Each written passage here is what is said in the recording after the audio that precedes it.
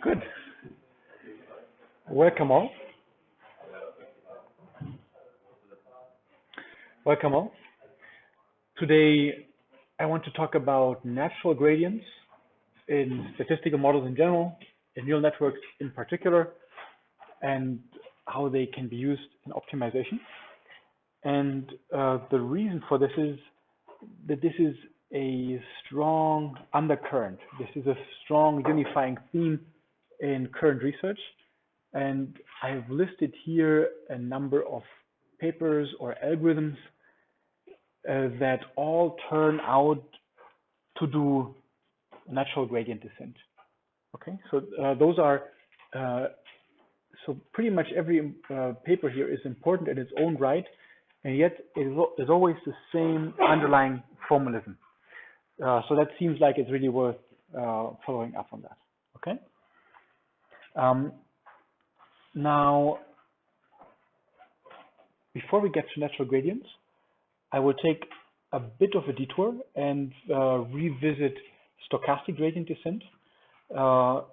Namely, we will look at stochastic gradient descent from a proximal gradient descent perspective, and then see how we can translate or how we can replace the proximal operator by something that is more relevant to, that incorporates more of the structure of our model. Okay, so in this, I am following a recent paper by Desjardins.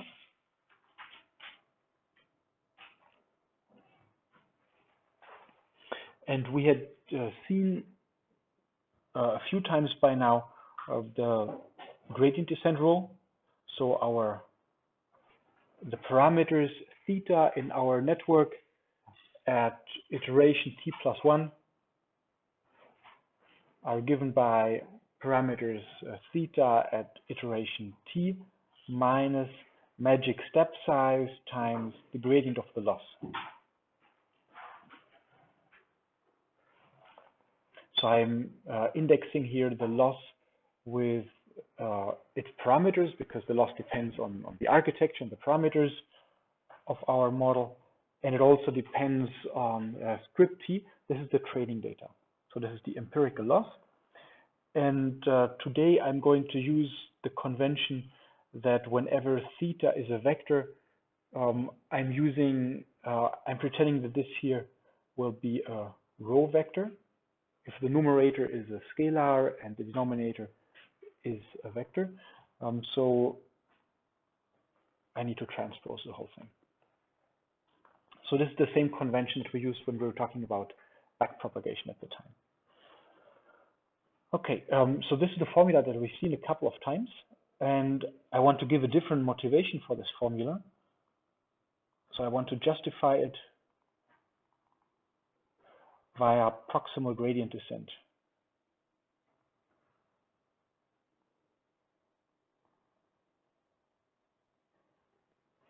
So these proximal methods, they play a great role in the theory of non-convex optimization. In particular, when you have a function composed of multiple different terms, where each of the individual terms can be optimized easily. But in general, it turns out that if you avoid going too far, this can help convergence of your optimizer. So I could say that finding the new theta at time t+1 is the solution of an optimization problem. Namely, on the one hand, I want to align my new descent direction with the loss. So I'm taking the inner product here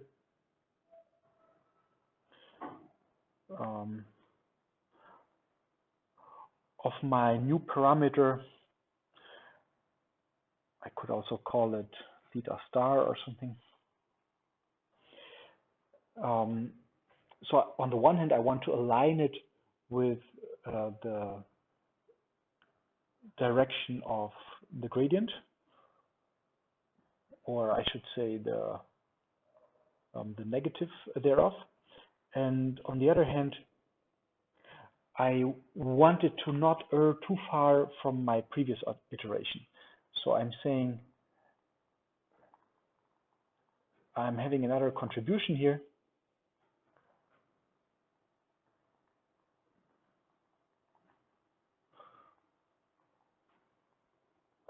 where I'm imposing a quadratic loss for deviations from my previous parameters. And note that this second part here is convex. So it certainly does not make my optimization problem any harder.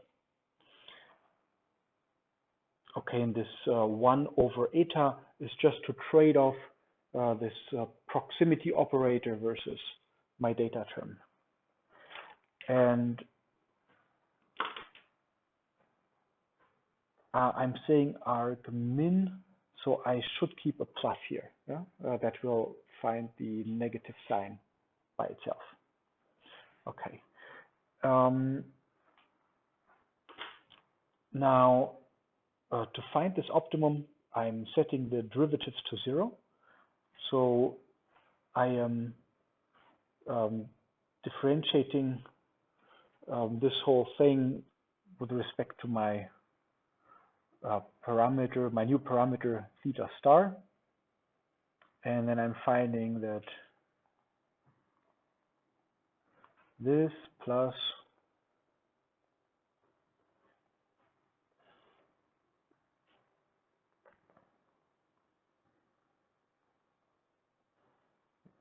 that minus that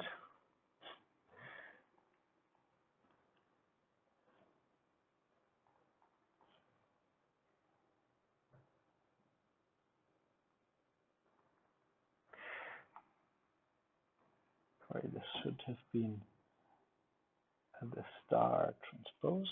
Okay.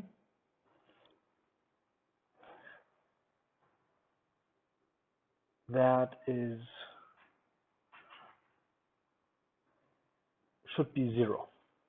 Okay, so all of the things on the left-hand side are thetas, and the thing on the right-hand side is a 0. I'm sorry, it looks very similar in my handwriting. Okay, and now I can solve with respect to this theta star.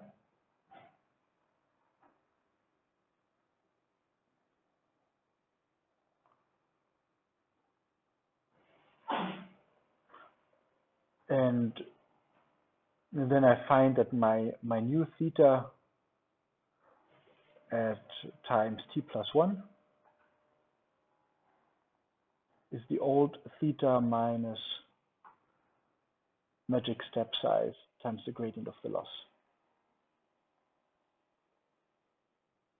which is, you know, the exact same thing that we had a few lines earlier. Okay, it's so this is again stochastic or not gradient descent, and this is just a different motivation of how we end up in this formula. So we have a data term. We want to follow this gradient on the one hand, and on the other hand, we don't want to walk too far from our previous estimate of what the parameter should be. So far so good, but the problem is that, or a shortcoming is that this term here, the proximity operator, it knows nothing about the structure of our model. So it is convex, it's nice.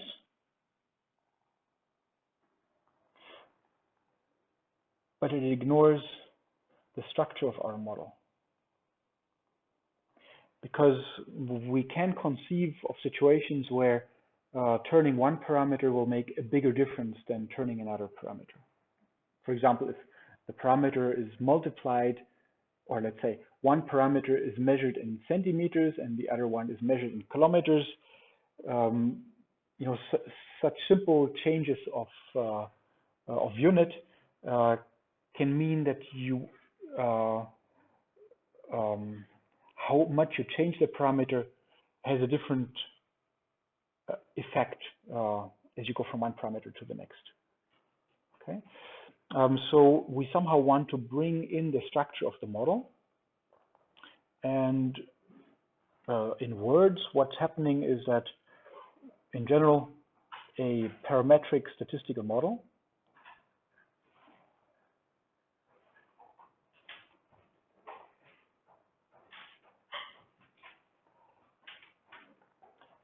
such as a neural network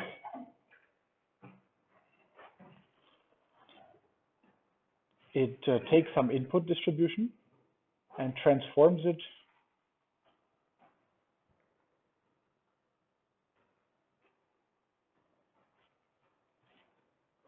to some output distribution.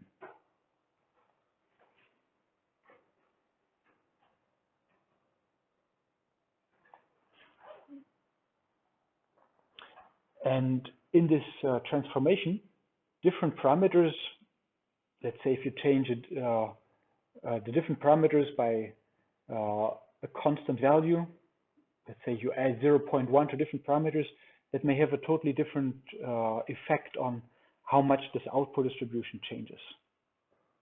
So the rate of change may be different for different parameters.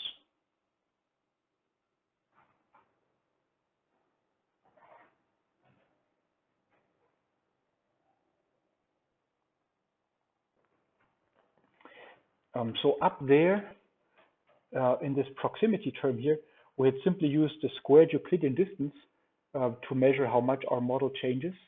And the argument now is that just the Euclidean distance or squared Euclidean distance of the parameters is not a good measure. Rather, we should look at what the impact is on this transformation from input distribution to output distribution. And before we go into the math, I want to give you intuition here. And I start with the simplest perceptron that I could think of. It has some input x. It has a summation unit that is just a scalar input, and it doesn't get any easier. There is also some bias. This input is multiplied with my parameter theta. Then this goes into a linear activation function, so nothing, which does nothing at all, and I get some output z. Okay, this is the most primitive neuron I could think of. And let's see now what the different parameters do here. I am assuming that the input to my model is normally distributed. So this tilde means distributed as the script n says, like a normal distribution with mean 0 and a variance of 1 here.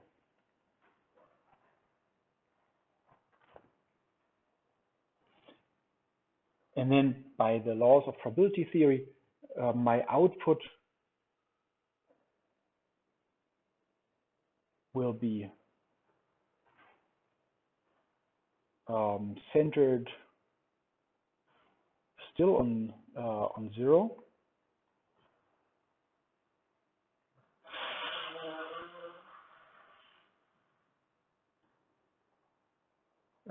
Plus b, and with a variance of theta squared.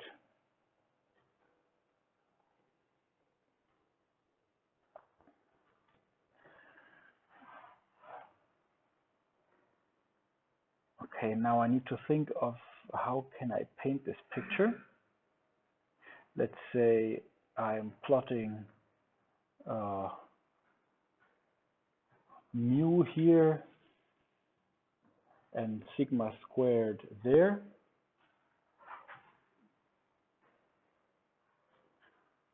Let's say this is mu. Let's say this is x.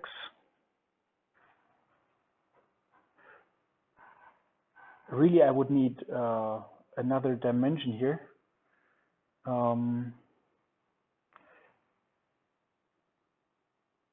Let me see if I can do that. This extra dimension would be the variance, and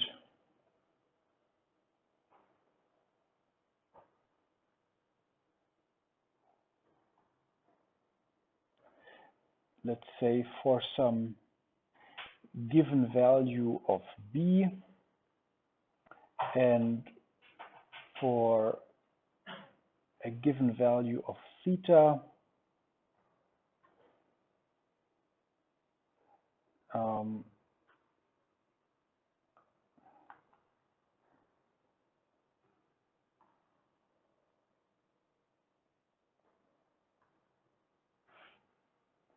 I get a line like this. So this would be the offset b, and this increase here along the sigma squared axis, so this line here lies in the same plane as the vector that you see here. The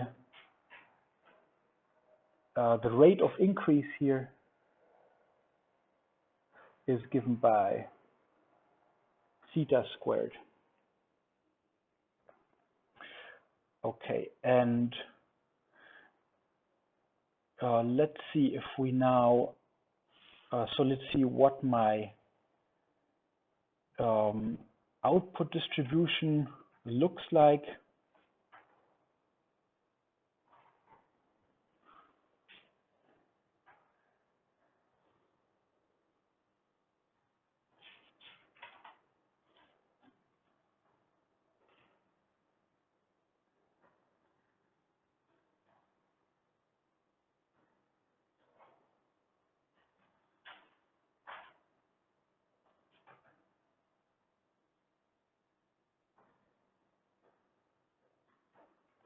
Okay, let me try and argue differently. I am adding a second model here where this time the slope is, let's say, theta plus phi squared. So I've added a small perturbation here. And I would like to say that if these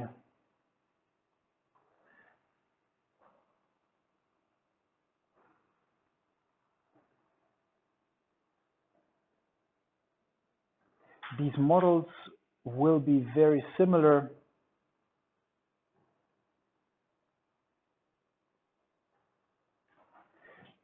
if theta is small.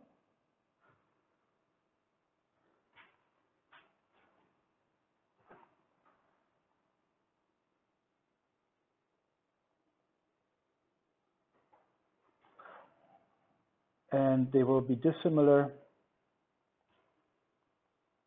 if the absolute value of theta is large.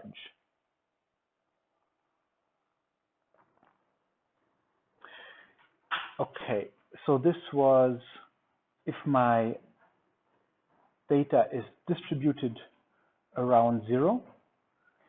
But what if my input data is not distributed around 0?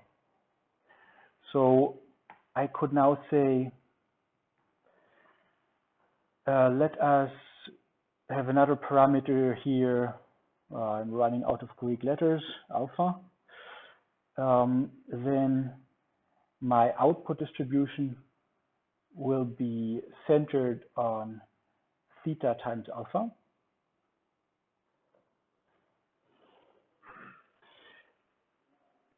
And this axis here, I shouldn't label it x, but I should have labeled it alpha.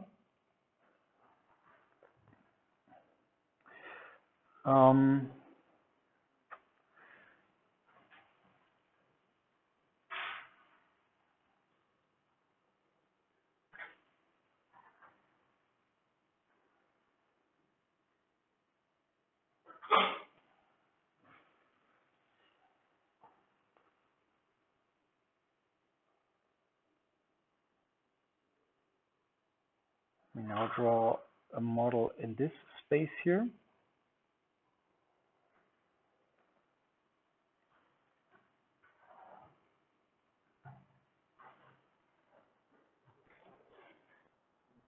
Yep. Do you really mean sigma squared for one of these axes? Could it be that you mean theta there? Because then this picture would make sense to me, otherwise not. Because so how is mu a function of sigma squared and alpha? So it would make sense to me, at least, if the mu was a function of alpha and theta, just as you wrote. So in the formula you wrote, that mu is a function of theta and b and theta. Yeah. But in the picture, mu is a function of sigma squared and alpha.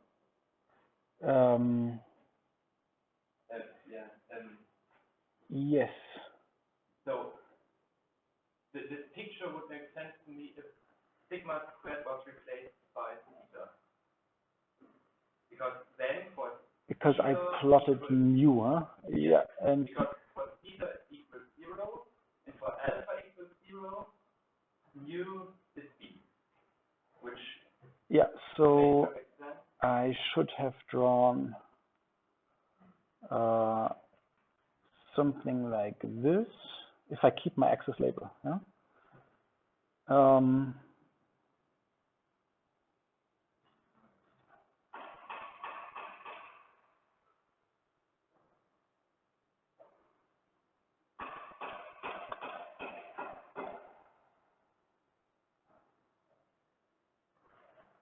Okay. So the problem is that in my notes I used the wrong parameterization here for this, and the picture I prepared does not match, and you see me thinking in real time, which is maybe not a good idea.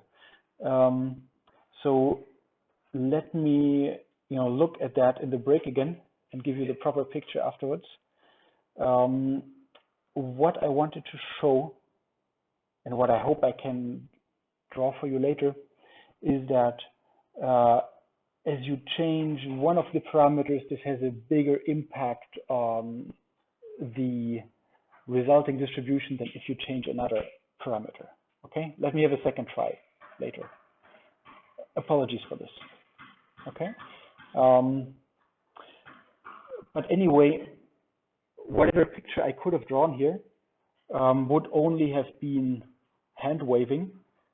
So what we really need is a more quantitative formulation, and what we need is some for the proximal operator here, or for the proximity operator.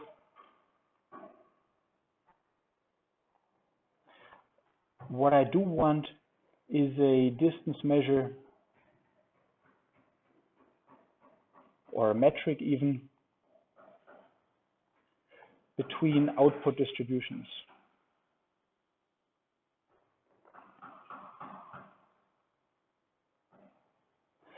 So I want to replace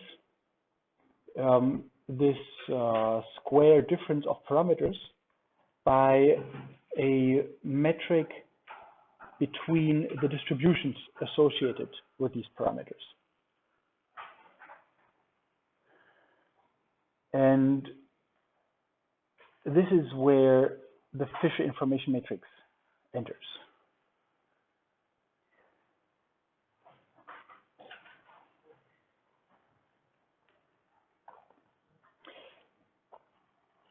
So if we are given some input distribution,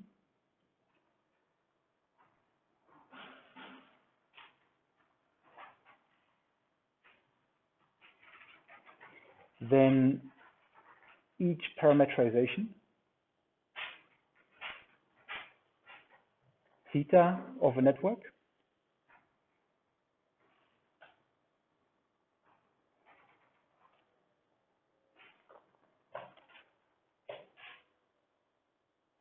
results in an output density or output distribution.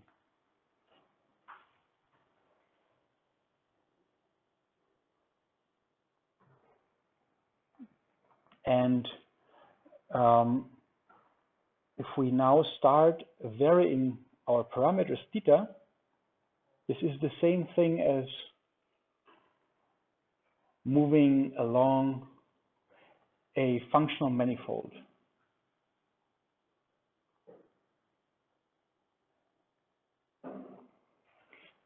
Which some people call in this case, the neuromanifold.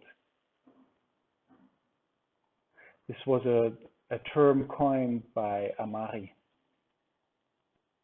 So Shunichi Amari is the grand hero of information geometry and natural gradient. Is pretty much in his working group that this topic has been developed over several decades.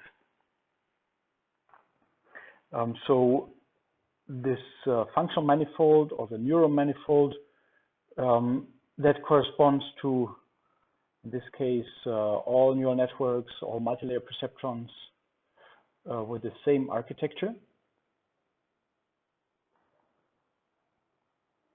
but with different parameters.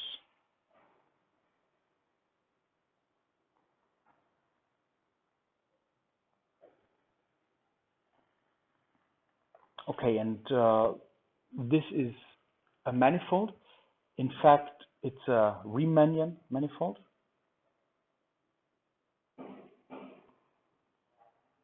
A Riemannian manifold is a kind of benevolent manifold.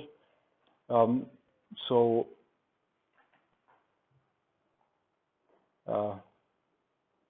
the words of Wikipedia, they give a really nice definition in a single sentence. It's a smooth manifold with a Riemannian metric.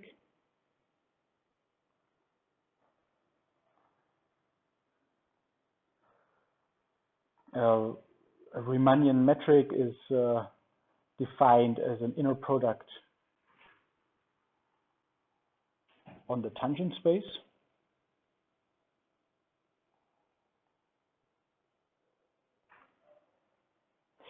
And this inner product varies smoothly as you go from one point to the next.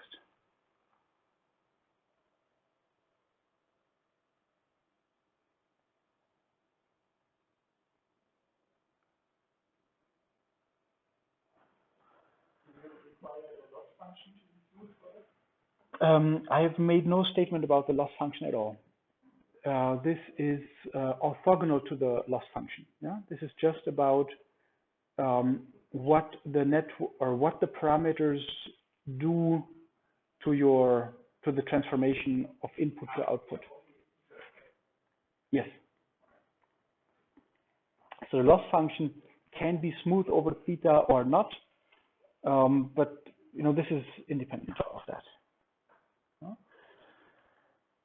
And on such a Riemannian manifold, we can have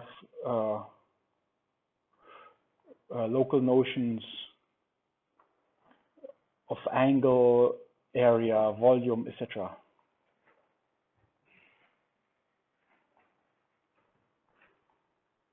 Okay, and these are the words of the Wikipedia entry on Riemannian geometry.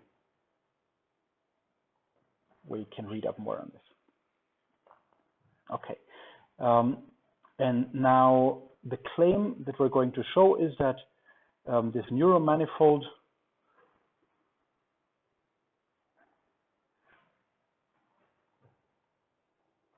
or more generally the functional manifold of a parametric statistical model is a Riemannian manifold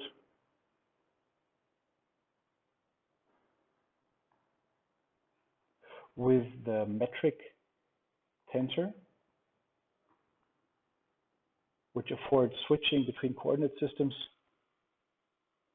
given by the Fisher information matrix.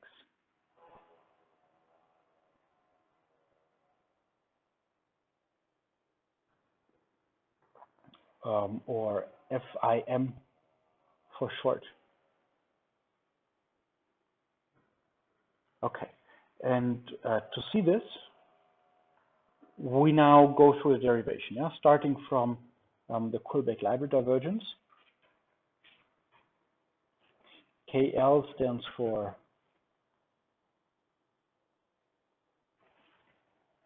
Kullback-Leibler divergence, which is a very natural dissimilarity measure for two distributions. I'm here calling them by their density, P of theta, and here I have a small perturbation. So a small change in parameters phi. And I'm first giving you the definition of this. So this is the integral of P of theta times the logarithm P of theta divided by the second argument.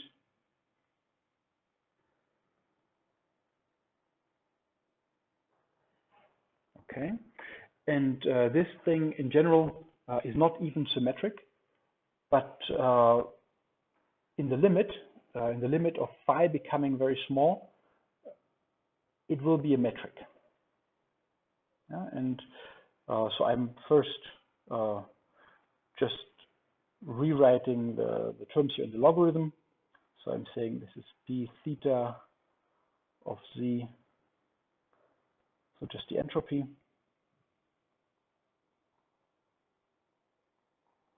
minus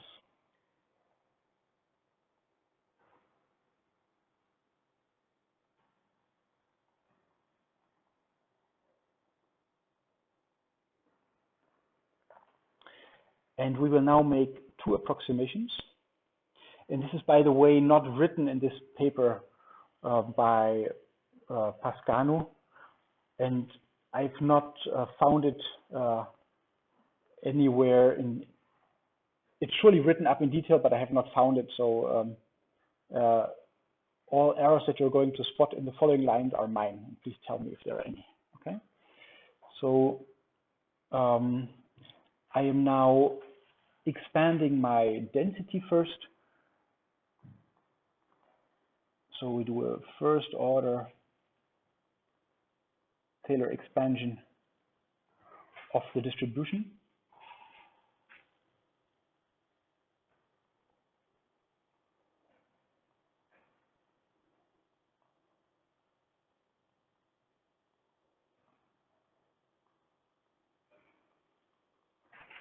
This is the gradient, which is a row vector here by the convention that we're using today,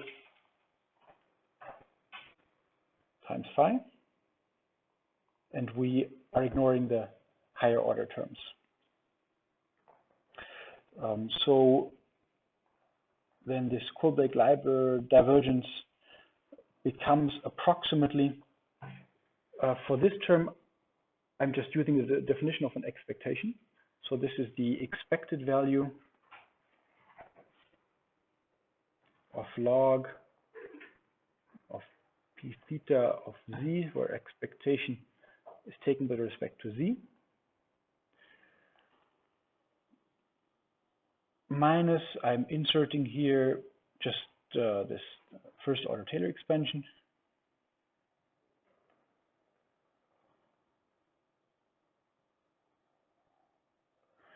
and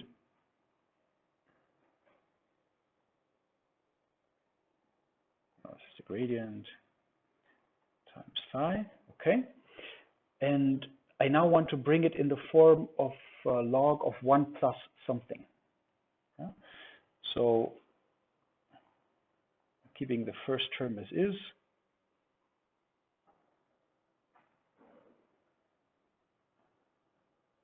and now I'm writing p of theta of z times 1 plus. This was for the first term. And now for the second term, I'm dividing by p theta of z and multiplying with the gradient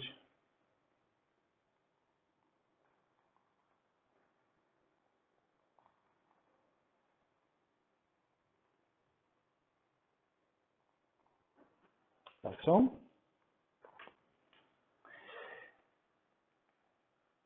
And what I see now is that I get this, I still have this expectation up here, minus, if you look at the first term here, this is just the same. It's also an expectation of log d theta of z with respect to z.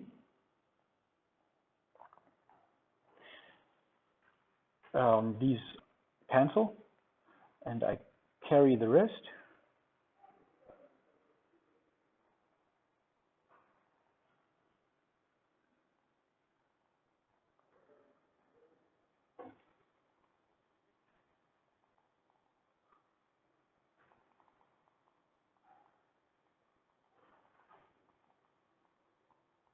Like this. Okay. And now I have this form of, this looks like log of 1 plus epsilon. This is a small quantity because I'm making phi infinitesimally small. And the log of 1 plus epsilon is approximately epsilon minus epsilon squared over 2 plus epsilon to the third over 3, and so on. And I'm now using this to second order.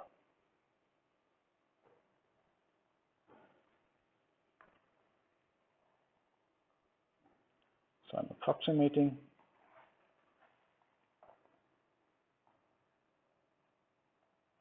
Using only the second order approximation of this logarithm of 1 plus epsilon.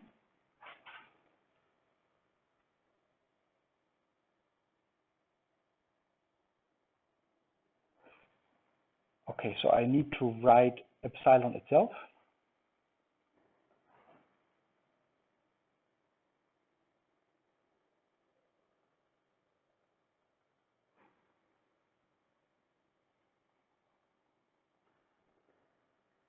Minus epsilon squared over 2. And now I need to be a bit careful. So this here was a column vector. That was a row vector. So I'm squaring the thing, and I'm starting by transposing this scalar. So I'm starting with phi transpose.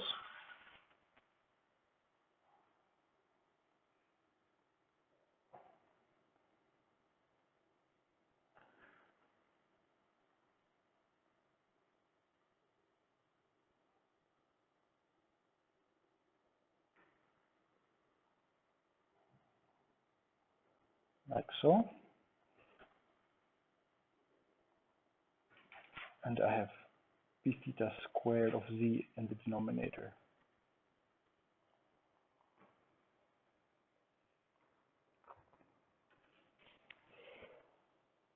All right.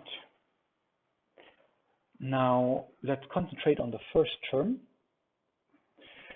The integration is with respect to z, but the derivative is with respect to theta. So I can say subject to some regularity conditions, I can pull this gradient out of the integral and say this is the integral gradient of the integral of b theta of z dz, and on the other hand I've pulled out this vector phi, and well, because p theta of z is a density, if I'm integrating this density across all space, I'm getting 1. And if I'm taking the derivative of a constant, this is 0. So this entire thing here is 0. The first term vanishes. Not theta, but 0. Okay, and then I have plus. And I'm doing the same trick here and pulling out some of these vectors.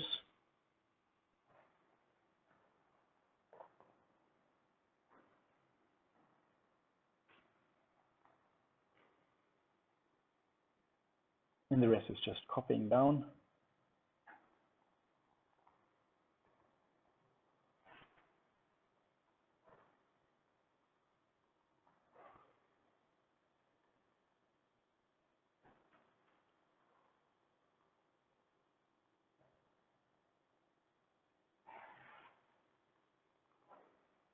So this time, this is a column vector, and this is a row vector with as many entries as we have parameters. So this is a matrix, which I'm multiplying from the left and from the right with a row and a column vector respectively. And this again looks like an expectation. And we now use the following identity, namely the fact that the gradient here of the logarithm is 1 over this scalar multiplied now with the inner derivative.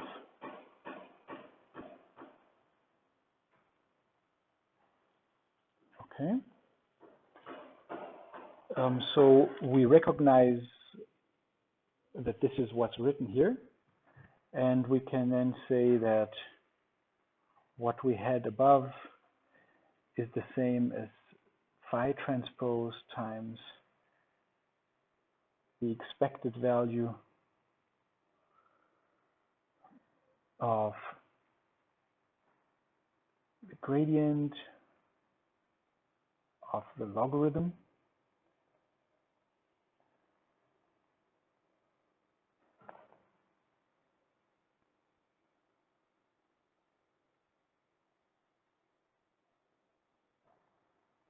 and this is an outer product here, like a covariance. Okay, and there it is. So this is also abbreviated as f theta because its definition changes from, or it depends on where we are in parameter space. So this thing here is the Fisher information matrix.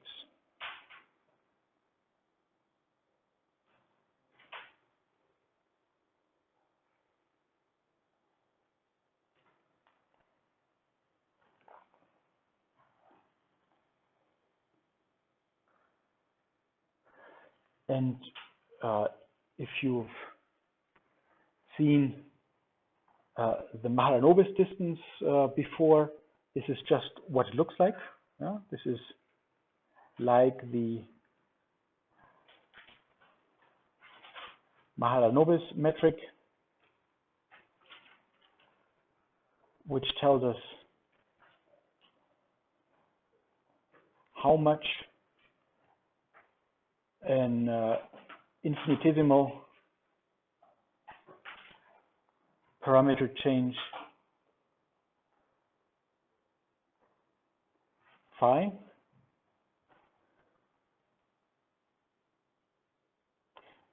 affects the conditional distribution or the output distribution.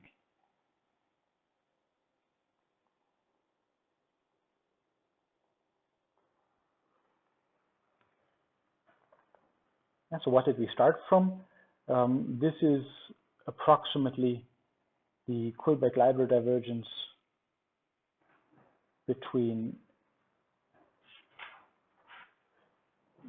p theta and p theta plus phi.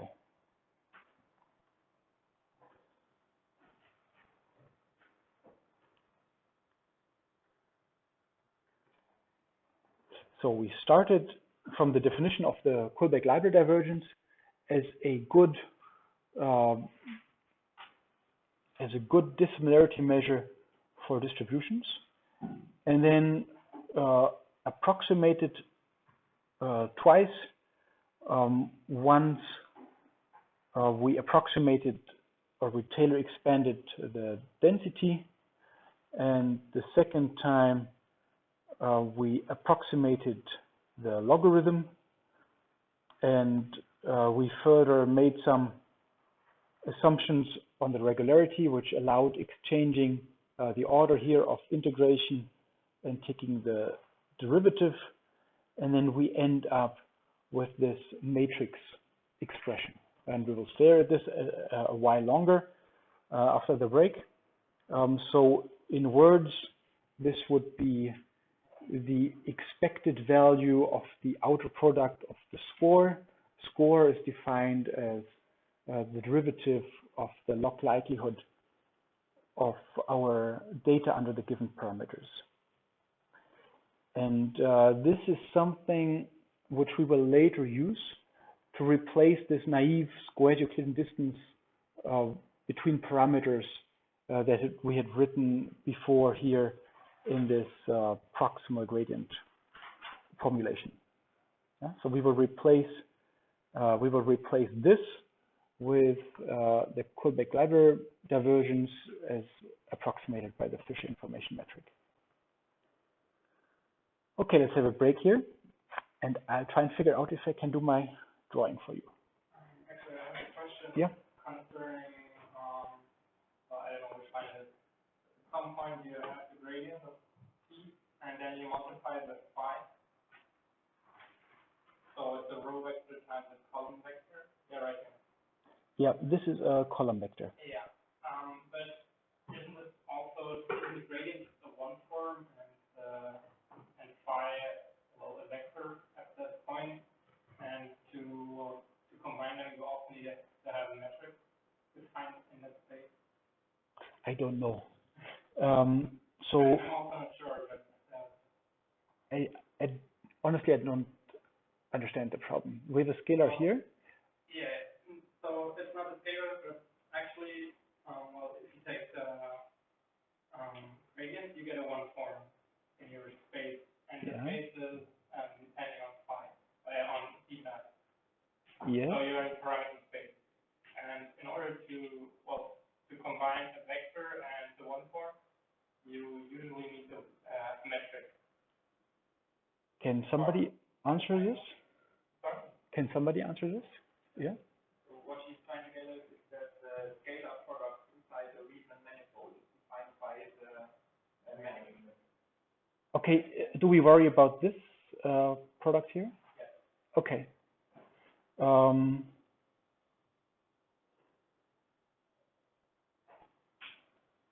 Okay.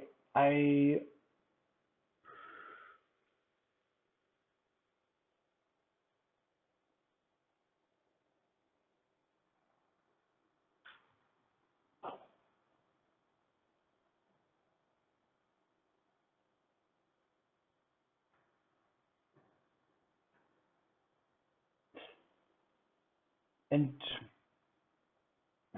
so what would you like to have proved? So such inner products exist, yeah, and They do exist, but I think they are defined by the metric, and we're trying to find a metric using some other metric. I'm not sure. I think we are on a map right now. Right? We are mapped to Euclidean space. Right now. Okay. So we can use the Euclidean scalar product in here, and then figure out what the metric looks like. in the local spaces, yes. Okay. Yeah. Thank you.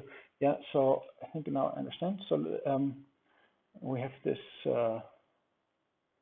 manifold, and we have two coordinate systems. Yeah, one is the intrinsic coordinate system, and one is this, Euclidean, or one coordinate system is locally orthogonal, yeah, on these contours, and the metric that we're trying to find will exactly translate the one into the other. Yeah. Only if space is flat. In this case it is because Taylor space is just the Euclidean space, right? So Yeah. in this case it would, but if space is curved, an intrinsic curvature. Yes. Yeah, but we can But for now, we assume that each parameter can take all real values, so this is just Euclidean space, and this is fine. Yeah. Okay. Good. Thank you. Okay.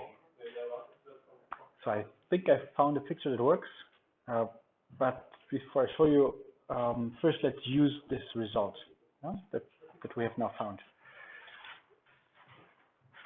So we will repeat the argument of this proximal gradient descent, but now using this this metric, which is more informed by the structure in our model.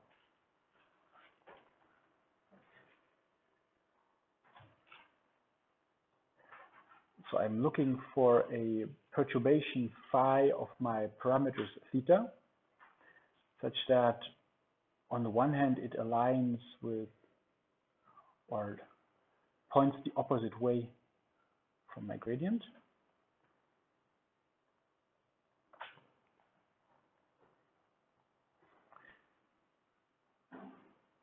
Plus, this time we're using here the Kullback-Leibler divergence.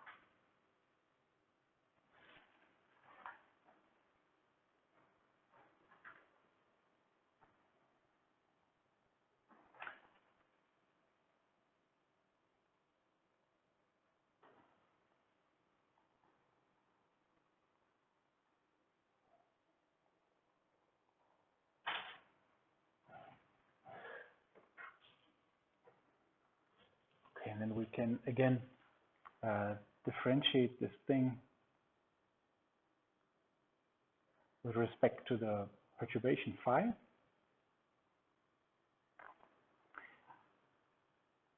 And then I find that this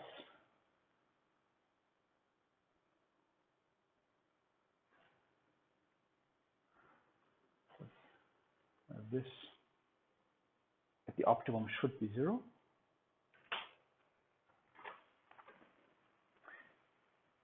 And then my optimum solution that I find here is minus eta the inverse of the Fisher information matrix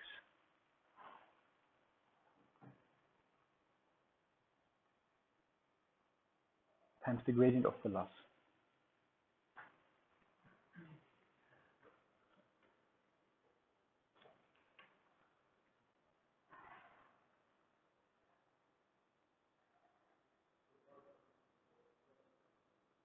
So to write it in the same form that we had previously for gradient descent or stochastic gradient descent, I now have this extra term here.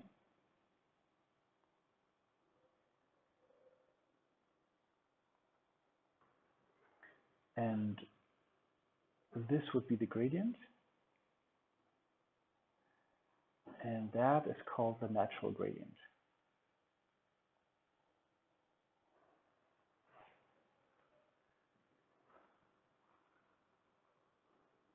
And like I said, Shunichi Amari is the grand hero of this field.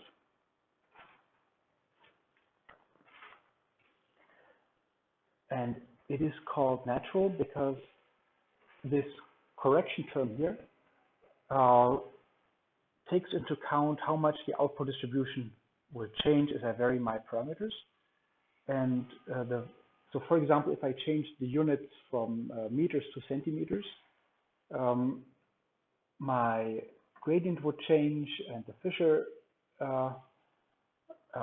matrix also changes, but the changes will cancel. So the nice thing is that this natural gradient is invariant to many transformations, so to affine transformations and even beyond. So if we plot these two terms here. Let me use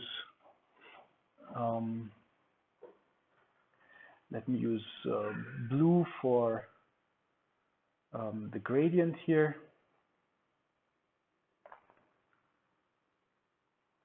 Or this would be the, what I'm trying to sketch here in parameter space is the loss, depending on theta and my training set. And the Euclidean gradient would be this. And now we have, on the other hand, this term here, which induces this Mahalanobis type local structure. So it tells me in which directions I do not want to walk too far. And then I get a compromise between these two, which would look perhaps something like that.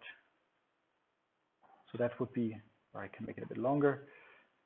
This would then be the natural gradient. So you can think of it as the direction that results if I use a transformation that will make these ellipses, turn these ellipses into circles.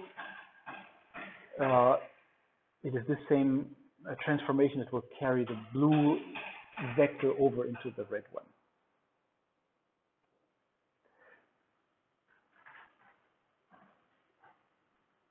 So in the middle here was my, what I had in the middle was the current parameter.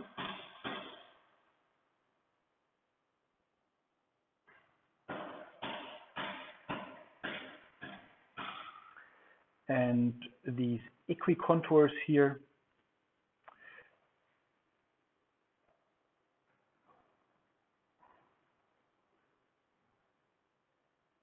they show me, so this is phi transpose f theta phi.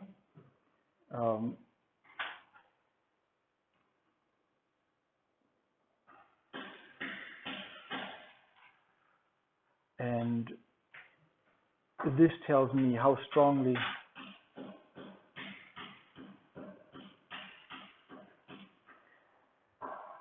the log likelihood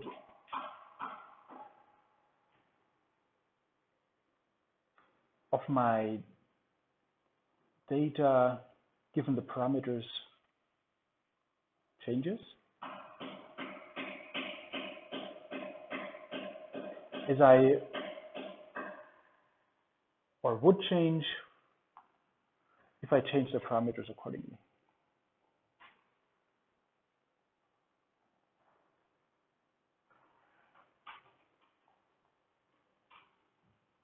Parameters. Okay.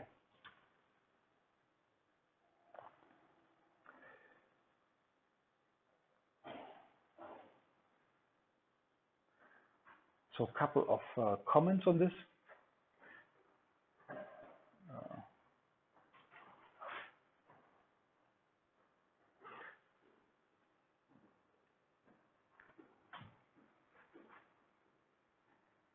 If I ignore this, then so the standard stochastic gradient descent works best. If my Fisher information matrix is more or less the identity matrix.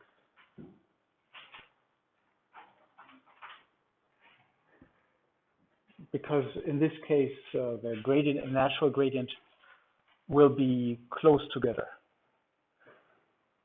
And so a huge body of work tries to achieve just that, to make the Fisher information metric more similar to the identity matrix.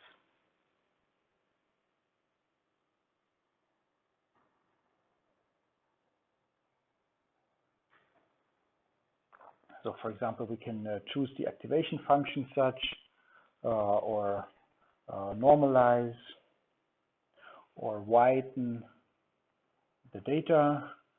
or do batch normalization, many other tricks to achieve just this, the fact that the Fisher information matrix becomes more or less the identity matrix.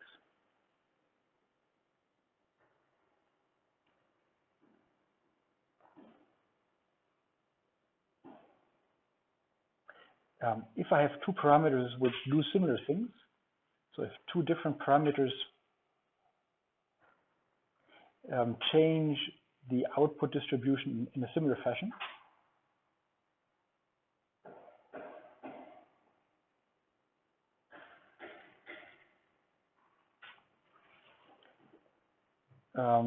in this case, they are correlated, and that will induce a large off-diagonal element in my Fisher information matrix. And that means the natural gradient will be far from the standard gradient.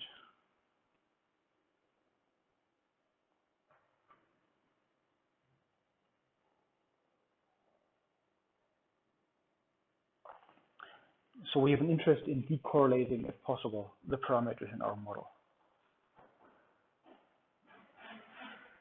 Then what's very nice is that note that we did not use any labels here. Yeah? So the Fisher information matrix can be estimated from unlabeled data.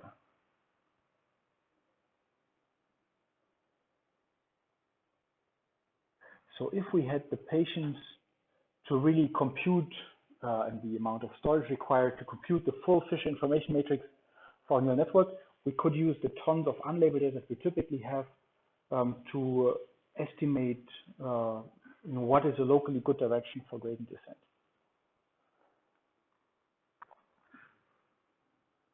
And also on the positive side, using natural gradient achieves invariance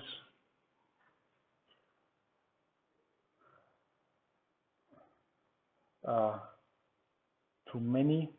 I'm being a bit vague here, so that means more than just affine transformation.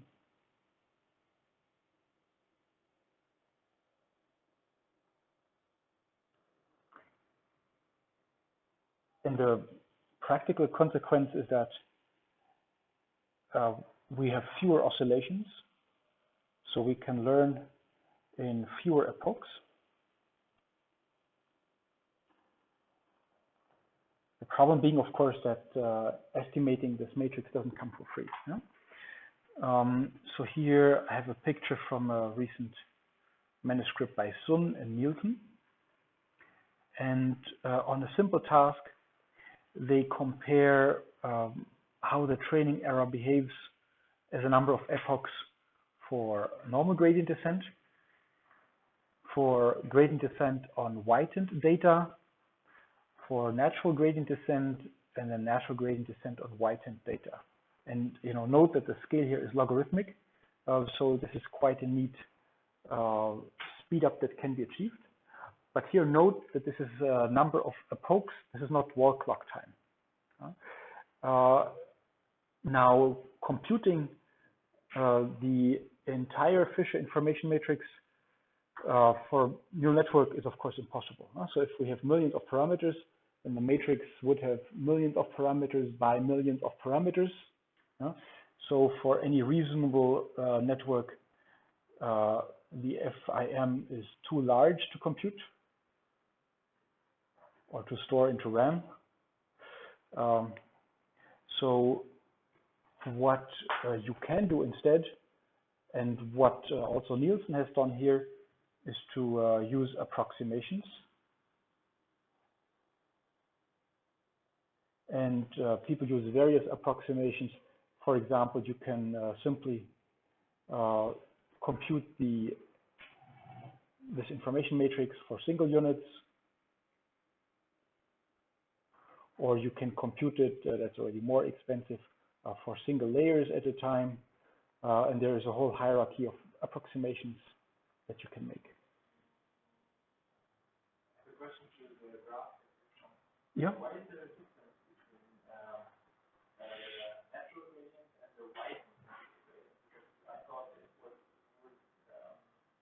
invariant to affine transformation, which I saw as white. Yes. Let me think.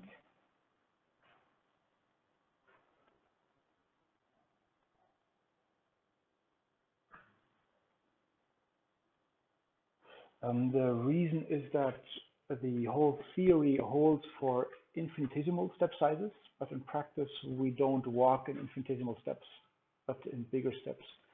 And then the system is better conditioned if you widen the data before. So if we did use infinitesimal steps, then the two curves should indeed coincide, but we use finite step sizes here.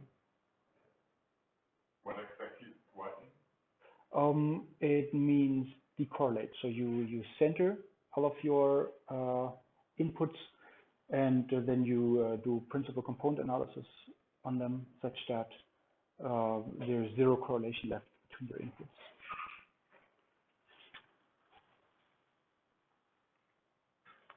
Okay.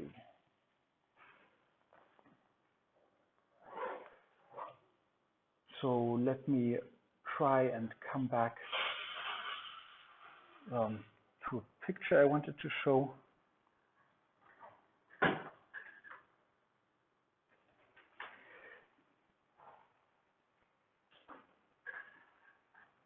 Now let me make the argument why it's important or why it's useful to have centered inputs.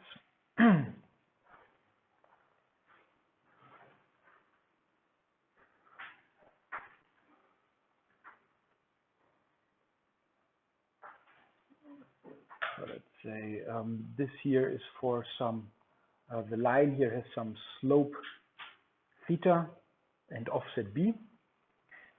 I'm only looking at the mean of the resulting Gaussian distribution if I'm putting Gaussian distribution here as input. And now I'm increasing the slope ever so slightly. Yeah, so here the slope is theta plus phi. And now if we have data which is nearly centered, if we have input which is nearly centered, then the means of the resulting distributions, or the difference between the means of the resulting distributions, is small.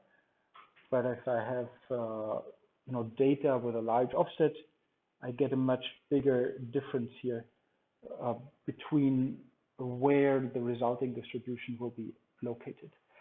And I've only looked at the mean here. I've not looked at the at its variance.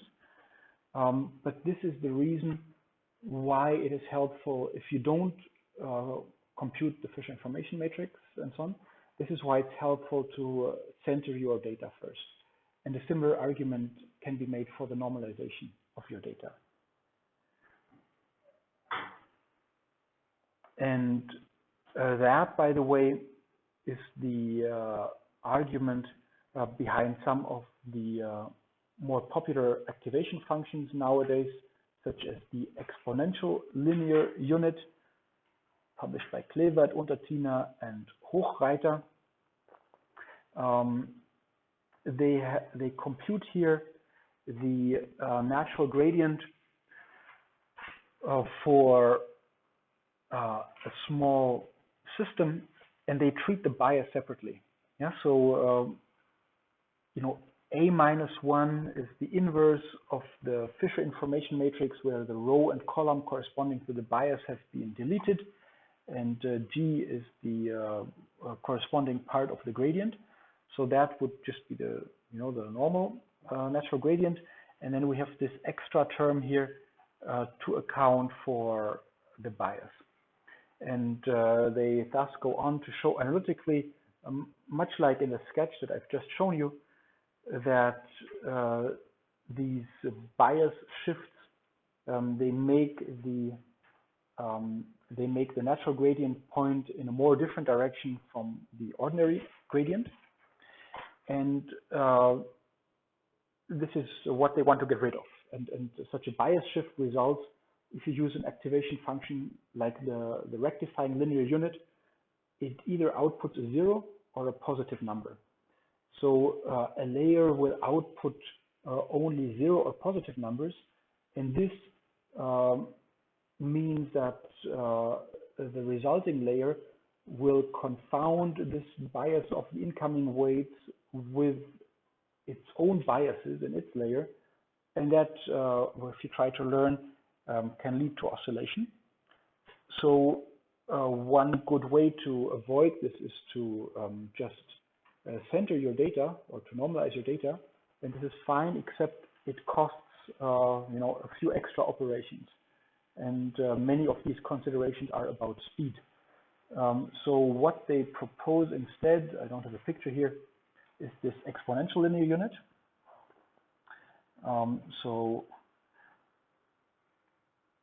if this is input and if this is output, then this would be the famous rectifying linear unit. They propose something looking roughly like this. So it coincides with the ReLU for values larger than 1, and it tapers off to some constant negative value. This is what they call the exponential linear unit, or you can approximate this more cheaply by just the maximum of x and -1. Nadine told me this is called the shifted rectifying linear unit, also introduced in that paper. And there are many more. So there is, for example, the parametric rectifying linear unit, which has a slope on the negative side. And such innocent changes can actually make a big difference.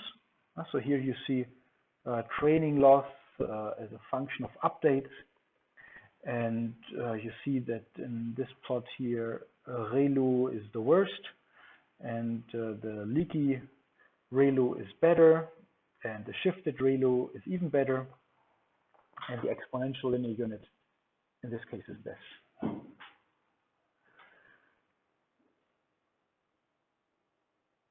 Okay, so this is one of the many tricks that is successful that are justified or can be related to this Fisher information matrix that we've seen. Now, this Fisher information matrix is usually given in one of two forms. We have seen the form where it involves a product of first derivatives, but there is also an equivalent formulation in terms of a second derivative, which I still want to show you. We start from this term here. So this was on the page with the Fisher information matrix. We start from this term. We omit the phi's on the left and right hand side. And we remember this trick here, yeah? That the integral of a density integrates to 1, and taking the first derivative of a constant is 0. This time we will take the second derivative of a constant, which is also 0. But taken together with this other term, it will allow us to find a different expression for the Fisher information matrix. Yeah? So I'm using this red guy here. And I'm writing the following.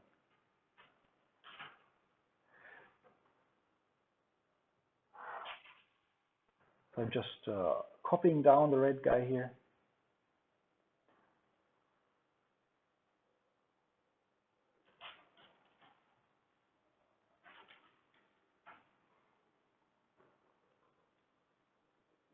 In the same transposed.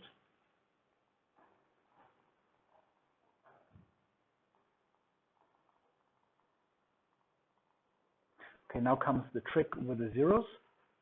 So I'm using the gradient, the integral of a density over all space, which is 1. and I'm taking the gradient of this, which is 0. And I'm even taking the second derivatives here. So I've taken the expression from above and I've added 0 to it. And at this time I'm taking these gradient operators inside integral.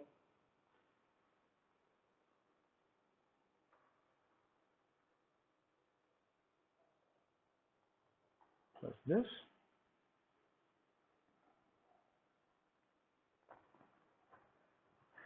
And I want to write this in the form of an expectation. So for the expectation, I always need to multiply here with the density with respect to which I am taking the expectation. But because I don't want to change my expression, I'm also dividing by it.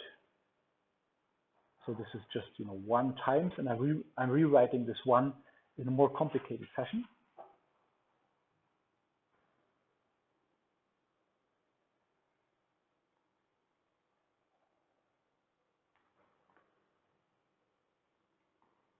That's the same.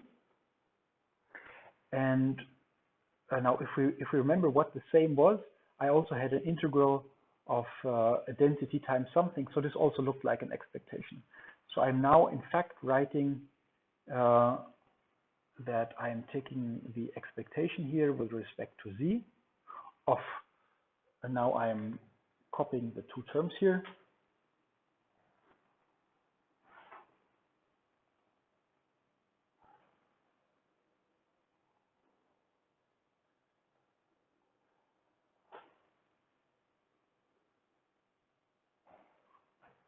I'm making them look alike here.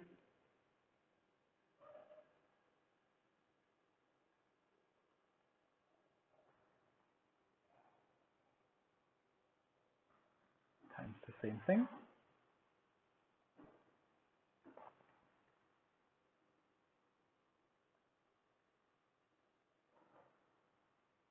Okay. And now, if you squint, then you can see that this can be rewritten as a second derivative.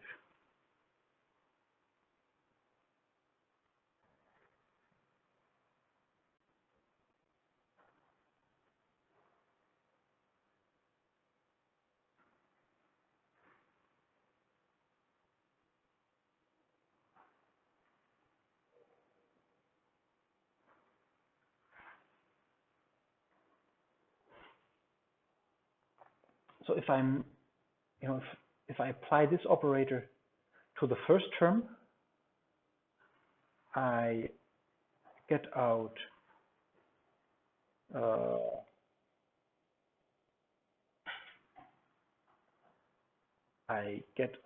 this, and if I apply to the second term, then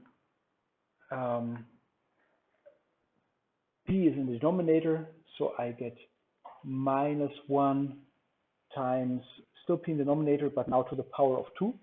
And you see we have 2 here, so there's the power of 2, times the inner derivative, and I'm multiplying with whatever I had here. And these are the 2 terms that you see over there. Okay. What about the minus?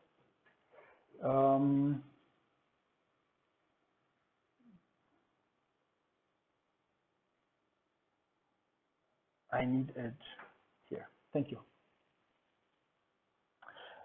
And I'm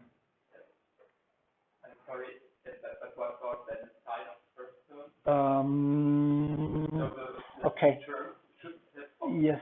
Then I'm putting minus 0 minus. Yes. No, but thank you. It was a mistake. Thank you. Thank you. Okay, good.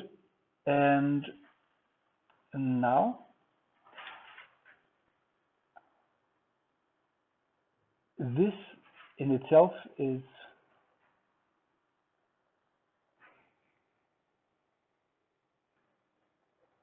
a second derivative of a logarithm.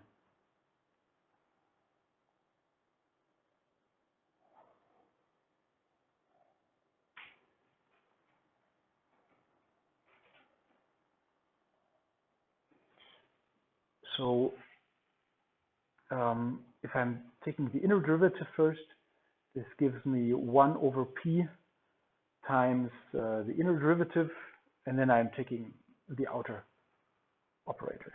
Okay, so, and what we started from was just f of theta.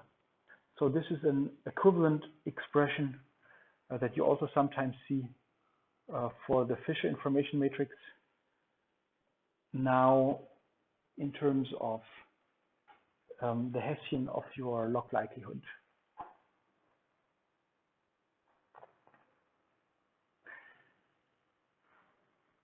Okay, and this is without the, so for scalars, this is also shown in the appendix of this Pascanu paper.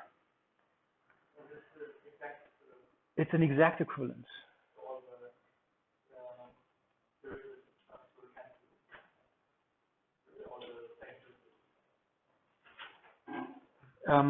So this is exactly the same as that. Yeah? So here we have an expression in terms of first derivatives of the log likelihood, the product of first derivatives, and here we have one in terms of the curvature of the log likelihood. Okay, so let's summarize the day. We have today talked about natural gradient descent. So this was the standard formula from stochastic or gradient descent, except that we've added here this green term, the Fisher information matrix to the power of -1. This makes sure that we rescale. So the likelihood, the derivative of the loss tells me in which direction I should change my parameters. The term in green here modulates the respective step sizes with the expected impact that this change would have on the resulting distribution. And we have seen two equivalent definitions of this Fisher information matrix, namely one in terms of the curvature of the log likelihood, the other one here in terms of first the product of first derivatives. And we have seen that both expressions resulted from an infinitesimal treatment of this Kullback-Leibler divergence between two close by distributions. And I have argued that a huge body of work can be understood in terms of just this. So either tweaking your network such that the Fisher information matrix is as close as possible to the identity matrix, such that the standard stochastic gradient descent direction will be closely aligned with the Fisher direction, with the natural gradient. Or alternatively, people try and compute this Fisher information matrix approximately, or the effect of this matrix when you apply it to the gradient, to compute it approximately without ever building up the full matrix, or by using block diagonal approximations to this matrix. So this is a really fundamental concept. And today I already had a tab, Advanced Architectures, but I again need to tell you that not this week, but maybe next. Yeah, I thought it was important for us to look at these underlying concepts because these will be true even 4 weeks from now, when a new architecture will be better than today's, that will even still be true 10 years down the road. Okay, thank you.